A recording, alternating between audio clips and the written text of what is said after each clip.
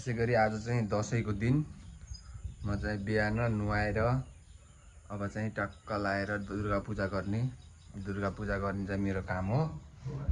अनि त्यहाँबाट दुर्गा पूजा गरेर त्यसपछि टिका लाउने खाने आज हो।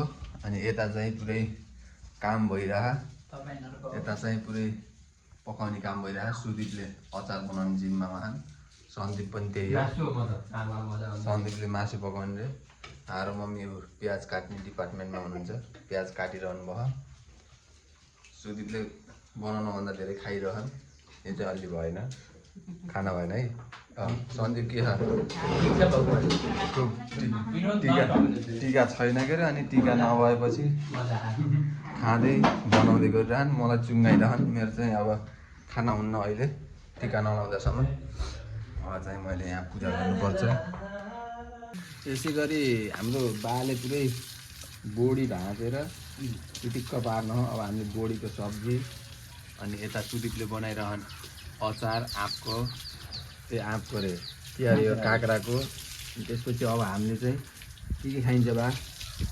भात सब्जी काँक्राको अचार अनि मासु। त्यसै गरी के छ त बा, अरू के बनाउन चाहन्छ? कस्तो भइरहेको दसैँ? राम्रो छ, नाति नातिना छोरा भाउजूको आगमन भएको छ, उहाँलाई ठिक छ नि हो नि त। ल मलाई आज टिका लाएर कति रुपियाँ? यसै गरी हाम्रो बिचमा भाउजू पनि आइसक्नु भयो पारिदेखि। भाउजू के काम ल्यायो भित्र गइसक्नु, यहाँ यसो पनि कुरा गर्नु होइन हामीसँग। अनि अरू के छ त बुवा? अरू सबै ठिकै छ नानी, ठिक छ नि हो नि त। ठिक छ। खै त आमा कहाँ जानु? हिजो जानुभएको आउनुकै छैन। तल ठेल्दी कहाँ भक्त दाई नै आइसक्नु भएको। भक्त दाई के भन्न चाहनुहुन्छ? के लिएर आउनुभयो? दसैँ कस्तो भइरह? अनि बुवा आमा हिजो जानको अहिलेसम्म आउनु होइन, आइसक्यो। बोलाउनु जाने हो कि नै? फोन गऱ्यो भने त के त ल्याउनु जाने भए अब अस्ति अब आज अन्त कति वर्ष पहिला पनि जन्तीले ल्याउन जानको हो कि नै? जन्तीले लहर ल्याउन जान, आज पनि जान्छ फेरि जन्ती लहर ल्याउनु आमालाई। के भन्नु, केटाहरूले पनि के उपद्रो लाउँदैन नि त। छोरी कहाँ गएको आमा आउँदैन आएर बाह्र जन्ती लहर घुमै जाने ल। नाति बोकेर आमा ल्याउन अन्त जाम्बा। अब आउनुहुन्छ, आमा नि आउनुहुन्छ, त्यसपछि टिका लाउने। आज टिका अलिक ढिला खा क्या बा, भोक लाग्ने हो। लाउनु न, किन? मलाई त भोक लाग्यो बा। खाना हुन्छ कि नै? रोटी रोटी मात्र खाना हुन्छ कि नै? टिका नलागिने खानिन। हजुर टिका नलागिने खानिन। यसै गरी अब हामी चाहिँ आफ्नो काम भ्याएर यसो फोटो खिच्न आएको। यहाँ सुदीपले एकदम पोज दिइरहन्, हाम्रो हिरो हुन् सुदीप टक्क। यता चाहिँ हाम्रो अर्को क्यामराम्यान सन्दीप, यिनले पनि एकदम राम्रो फोटो खिच्छन्। पोज सिकाएको ढङ्ग। अनि अर्को फेरि उहाँ पोज दिने मान्छे एकदम खतरा खिचिरहन् है। फेरि यता आडेस्कर लाई खिच्न खोजिरहन् सुदीपले, एकदम कसरी खिच्दा म राम्रो आम्ला सोचिरहन्। म चाहिँ यहाँ बसेर मस्त यिनीहरूको चाहिँ कसरी खिच्छन् भनेर हेरिराखु।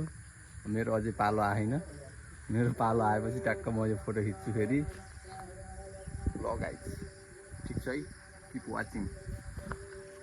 हामीले आमा पनि भर्खर माथि दिदी कहाँबाट आउनुभयो, हिजो जानुभएको, बल्ल आउनुभयो। होला नि के छ आमा? है के छ? हिजोबाट बल्ल आउनु, यहाँ बुवाले कति खोजिरहनु भएको थियो हो त। के अरे फोन हानेको एकपल्ट फोन स्विच अफ भनौँ। जाने जिउन भन्दै थिएँ, सुदीपले जाने जाउला साइकल लिएर भनेको। मैले आउन नजान्ने यता छन्, नआउने 9-10 बजीसम्म आउने। 9-10 बजी नआउने होइन, मान्छे आइराख्ने, दैलो भएर राखेर हिँड्न पर्ने, बस्नु एकछिन भनेर।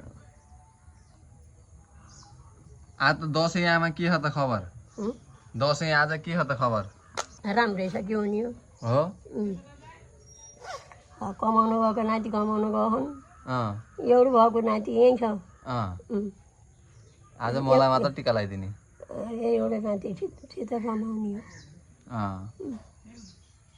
अरू सेना आँखा आएको मैले नि भन्दै दुध खाएर मेरो दुध दुखाइदिएर यस्तो त गरेन भयो बा त्यसै गरेको अनि अरू के छ बा मेरो दुध आएको त्यही मान्छे झौडा चुल्दा दुध आएको ठिक छ बा अनि के हो त बा के खाने हो अब हामीले मलाई भोक लाउनु लाग्यो के अरे अब टिको लागेपछि अब भात खाने रोटी खाने अचार खाने हामी फोटो खिच्न गएको मम्मीले ट्याक्क यहाँ के पकाएर रेडी पारिसक्नु भएछ अब भिडियो नबनाए त्यसरी गाली गरिहाल्नुहुन्छ त्यो यस्तो भिडियो आए त पक्कै रिसाउनु नहोला भिडियो गराइदिएको कति राम्रो देखिन हो मम्मी त अब के पाक्दैछ र मम्मी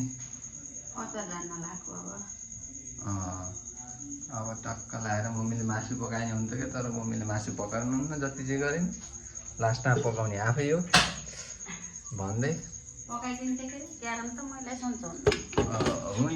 सन्चो हुन त भएन बिसन्चो हुन त भएन बरु पकाएर खान्छौँ कुरो त्यही हो अरू सबै रेडी गरेछु मसला पिसिदियो अचार बनाउँछु अब सुदीपले काट्यो दाल पकाएँ सब्जी पकाएँ भात ठिक्क पारी अहिले सिटी ल्याउनु घर लाउने चिसो हुन्छ मम्मीले त सब जान्न ल अब चाहिँ हामी पकाउँछौँ गाइस सबैले हाम्रो ब्लग हेरेर सब्सक्राइब गरिदिनु होला हाम्रो त दुध आइसकेको छ बुवा दुध लिन जानुभयो आमा फेरि बुवालाई के भन्न जानु भएको नि सामान बिर्स्यो भनेर के भन्दै जानुभयो है अब बुवाले दुध लिएर आउनुहुन्छ त्यसपछि दुध तताउने हो अर्को भक्त दाइ पनि दुध ल्याउन आउनुभयो र चाहिँ हाम्रो सुविधा भइरहेको यहाँ ट्याक्क दुध लिने डेरी जानु नि परेन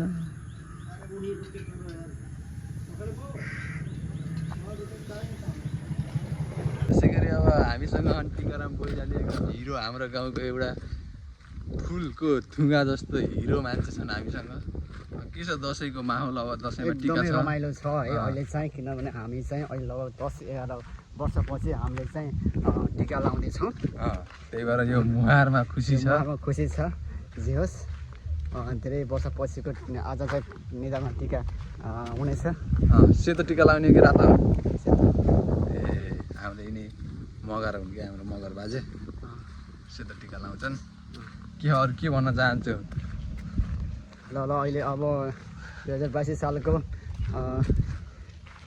विजयादशमीको शुभकामना सम्पूर्णमा सबैको घरमा सुख शान्ति समृद्धि छाओस् होइन दुःख कष्टले नघिरोस् त्यही भन्दै ल म गएँ ल हजुर बा कहाँ गराउन गाईको गोबर दैलामाथि टिको लगाइदियो तिमीले ल हो ल अब चाहिँ अब बिस्तारै बिस्तारै दसैँको टिका लगाउने सायद नजिक आउँदैछ त्यही भएर अब हामीले चाहिँ अब पहिला के भन्छ अरे ढोकामा लगाइदिन्छौँ त्यसपछि दुर्गामा चढाउने त्यसपछि बल्ल हाम्रो निधारमा लाउने अहिले टिका लाउने भनेको म मात्र म बुवा आमा मम्मी सुदीपको नि छैन सन्दीपको नि छैन भनेपछि म हो एक्लै टिका लाउने ओहो सन्दीपले दक्षिणा माग्यो ल सन्दीपलाई भनेर मैले दक्षिणा 5 रुपियाँ लगाएको ल सुदीपलाई पनि 5 रुपियाँ ल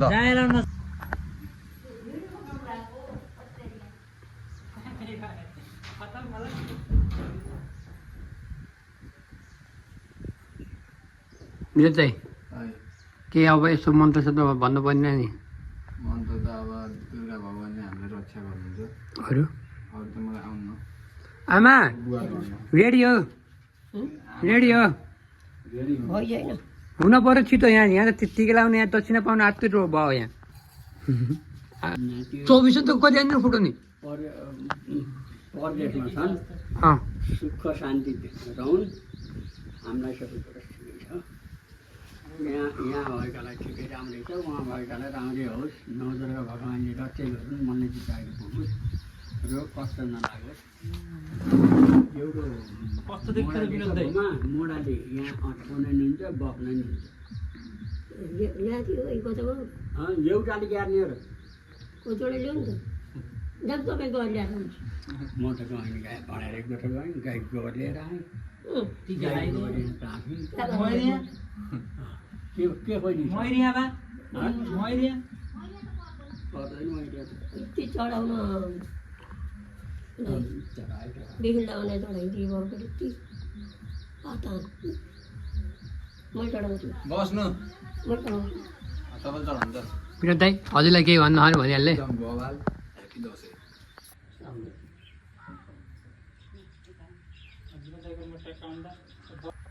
यहाँ चाहिँ अब फोटो खिच्ने कार्यक्रम चलिरहेछ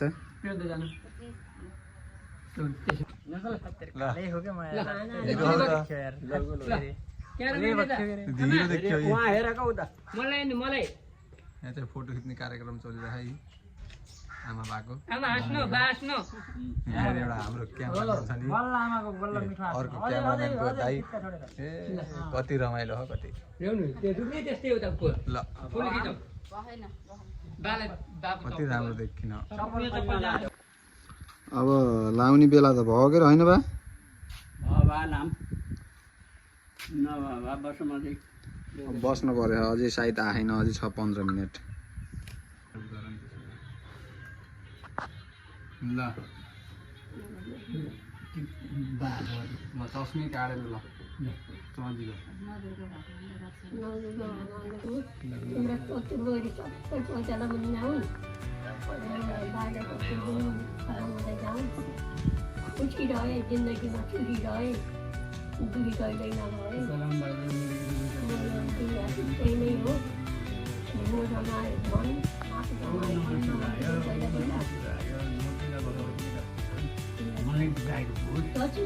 लक्ष्मीले कहिल्यै नछोडौँ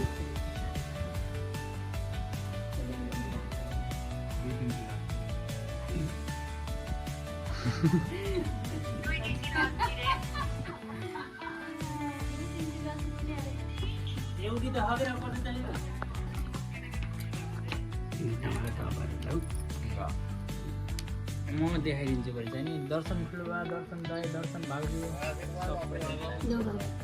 यसरी पो हुन्छ त्यसरी सबले अब मैले हो त्यो 1000 को कुलाई गर्नु पहिला यहाँ उहाँदेखि ल्याएर यहाँसम्म हुँदाखेरि भेट्दैन अब होइन म एकैछिन कन्ने केटी बन्ने मिल्छु ल भयो नि अब सबैलाई फोन गर्छु दसैँको कमाइ 300 रुपियाँ छिटो हट ओइ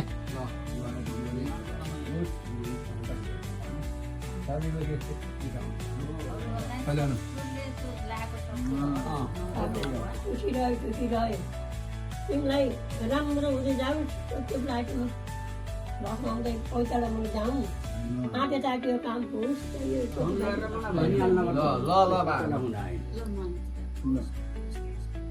अब कुनै कुनै अब मैले सुधीर सन्दीपलाई लगाइदिनु भने त अब ठिकै लाउनु भएन त्यसो भए युट्युबको लाउने हो थाहा न तिमीलाई अहिलेबाट डर न आँखा नलाइदिनु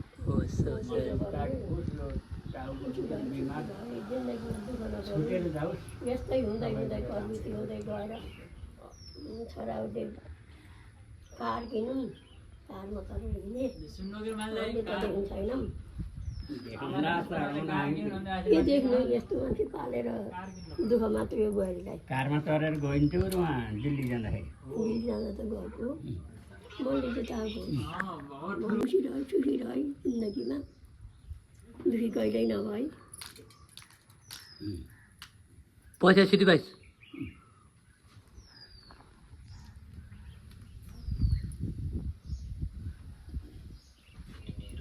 त्यति मर्किने बढ्दैन है सम्झिले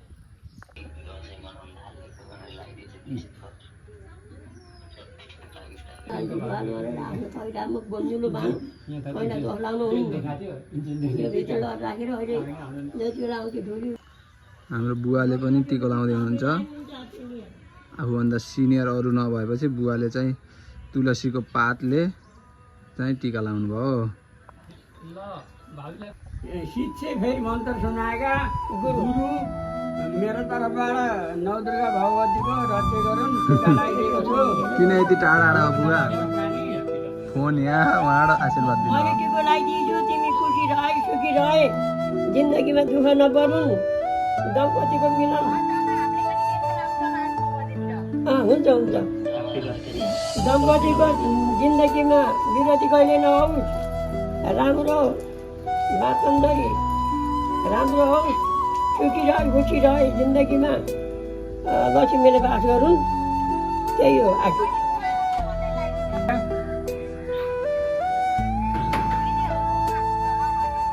ए हरिकलाहरू आउँछन् भोलि आउँछन् कि के आउला नि भोलि गाडी पाइए भोलि न त पर्सि आउँछन् आउनु त जरुर आउने हो अहिले टिका छ भन्नु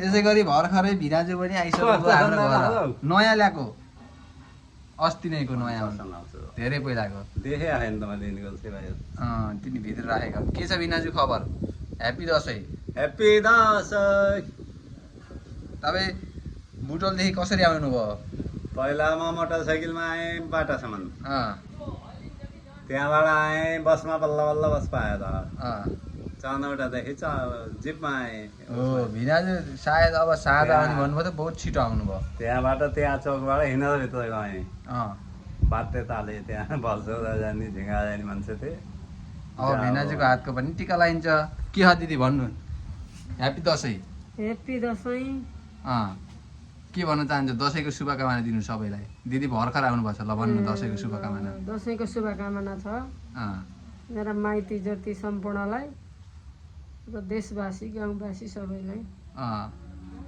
शुभकामना ल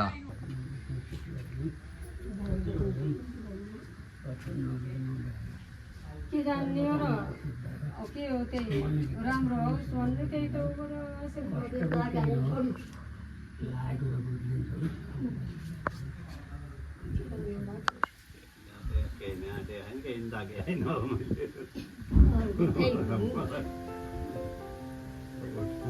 उठ्न बस्न सक्नु भयो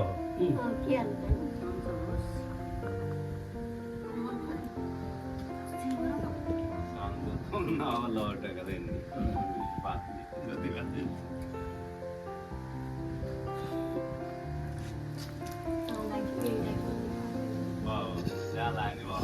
छोडा अब डेलीमा पलान निकाल्नु पलान राखिदिएको बिदेली लानु यहाँ पनि अब यहाँको मजदुरी लाँदा त्यो राखेको केही पनि गरेको छैन नगरे पनि जमानादेखि पढ्यो यहाँ गाउँ बसेदेखि एयरपोर्टमा ल यसै गरी अब हामीले टिका लाएर दसैँ चाहिँ भ्याइयो अब चाहिँ हामीले खाना खाने हो यहाँ फोनमा कुराकानी भइरहेछ अब चाहिँ हामी बिदा चाहन्छौँ मेरो भ्लग यहीँ भ्याइयो हस् त धन्यवाद थ्याङ्क यू सो मच सबैले लाइक सेयर सब्सक्राइब गर्नु होला हाम्रो मम्मी यस्तो हेर्नुभयो अब के खाने हामीले भन्दाखेरि खानेकुरा खाने हो मेरो टिका त यहाँ त यति खाली बच्चा छ मैले यता यहाँ त अब चल्दैन हामीले क्यामेरा